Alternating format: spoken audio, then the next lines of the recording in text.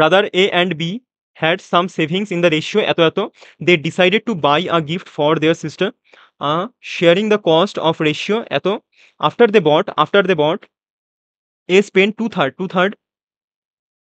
Third of his amount while B left his rest এত, then the value of the gift is. অসম্ভব একটা critical একটা ল্যাঙ্গুয়েজের অঙ্ক। তোমরা যারা দেখছো ক্লাসটা তারা এটা পজ করে ট্রাই করো, দেন আমি আমার সলিউশনটা দেখো। চলো, ব্রাদার এ আর বি, একজন ধরলাম এ, আরেকজন কি আমাদের, এদিকে আমাদের এ, এদিকে আমাদের বি।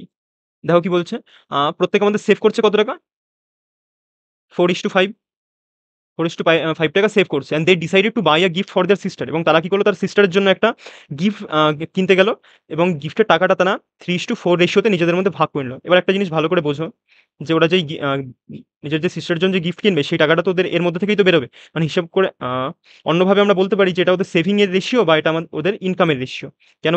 কেন বললাম, কারণ ওদের যেই টাকাটা, এই টোটাল টাকাটা থেকেই তো এই গিফটের টাকাটা বেরোচ্ছে নাকি, সেই কারণে এটাকে আমরা এরকমভাবে বলতে পারি। এটা আমাদের ইনকামের রেশিও। তারপর দেখো কি বলছে, ঠিক আছে, এবং এর প্রত্যেকটা কিন্তু আলাদা আলাদা ভ্যারিয়েবল। ঠিক আছে, এটা 5x ধরলাম, আর যেই অনুপাতে ওরা টাকাটাকে ব্যয় করছে সেটাকে আমি y ধরলাম। ঠিক আছে, তাহলে 4 অনুপাতে ওদের কাছে টাকা ছিল, 4x আর 5x টাকা ছিল, 3y আর 4y টাকা ওরা ব্যয় করছে। তারপরে কি বলছে, A spent 2/3 of his amount while B left with rest 45।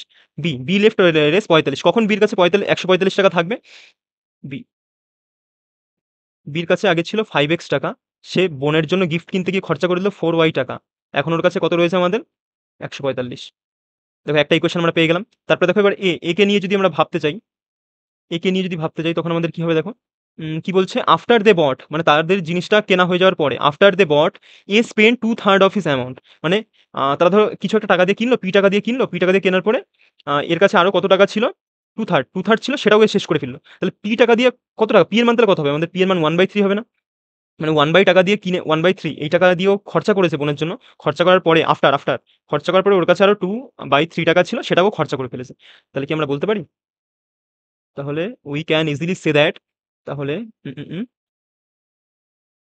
কোথায় গেল, এর কাছে কত টাকা ছিল, 4x টাকা, এই পাশে লিখছি। ঠিক আছে, এর কাছে কত টাকা ছিল, 4x টাকা, এটার মধ্যেও কত খরচা করেছে আমাদের 1/3, এই টাকাটা খরচা করেছে, খরচা করার পরে তাহলে ওর কাছে কি আর পড়ে থাকবে না, পড়ে থাকবে কত, 3y টাকা। আরেকবার দেখো জিনিসটা ভালো করে, এই ল্যাঙ্গুয়েজটা কিন্তু আফটারের জন্য পুরোপুরি ঘুরে যাচ্ছে। After they bought A spend এত টাকা খরচা করেছে, তারপরে আমাদের এই ল্যাঙ্গুয়েজটা এখান থেকে তৈরি হচ্ছে। ঠিক আছে, চলো তাহলে এখান থেকে আমরা এক্স আর ওয়াই রেশিও পেয়ে গেলাম। এক্স বাই ওয়াই এর রেশিও কত হয়ে গেল, 3টাকে পাশে পাঠাও, 3 3 9, আর আমাদের, বা এটাকে ডিরেক্ট একবার লিখি, 4x ইকুয়াল টু আমাদের 3 3 9 9y, একবার লিখে দিলাম। আমাদের দেখো তো চেয়েছে কি, the value of the gift, তাহলে ভ্যালু অফ দ্য গিফট কত হবে আমাদের, এইটাই তো ভ্যালু অফ দ্য গিফট, এটার প্লাস সামটা আমাদের, এটা সাম কত, 4 3 7, 7y এর মান বার করলে আমাদের উত্তর বেরিয়ে যাবে। তাহলে দেখো আমাদের এখানে পুট করো, এখানে দেখো 9y, চলো এটাকে y এ, এক্সটাকে আমরা y এর ফরম্যাটে তৈরি করি। তাহলে 9y মানে জানি কত আমাদের 4x, 4x 4x মানে জানি আমরা কত 9y, তাহলে আমাদের 5x মানে কত, 5x মানে কত, দেখো x x কেটে গেল, কত হলো, 5 9 45y, 45 বাটেমে 4, 45y বাটেমে 4 মাইনাস 4y সমান সমান 145।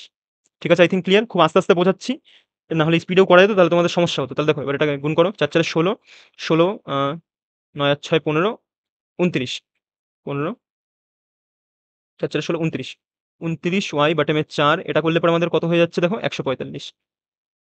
তাহলে আমাদের y এর মান কত হয়ে যাবে, y এর মান হয়ে গেল এখান থেকে 1 4 5, 29টাকে নিচে নিয়ে আসো, আর এই 4টাকে উপরে পাঠিয়ে দাও। আর দেখো আলটিমেটলি আমাদের মান বার করতে হবে কত, 7y, তাই এই পাশে একটা 7 দিয়ে গুণ মারো, এপাশে একটা 7 দিয়ে গুণ মারো, আর এপাশ দিয়ে গুণ মারলে এই পাশে একটা 7 দিয়ে গুণ মারতে হবে, আমাদের উত্তর বেরিয়ে যাবে। 7y এর মান বার করলাম, কারণ গিফটের ভ্যালু কত, 7y তো গিফটের ভ্যালু, যে টাকাটা ওই ছেলেপেলেদের কাছে খরচা হলো সেটাই তো গিফটের ভ্যালু। 29 দিয়ে টাকাটা 5 29 145, তাহলে কত হয়ে গেল, 5 7 35, 4 35 140 টাকা। বোঝা গেল কত আমাদের উত্তর বেরিয়ে গেল, 7y ইকুয়াল টু 145। খুব সুন্দর একটা অঙ্ক, আই থিঙ্ক বোঝা গেছে।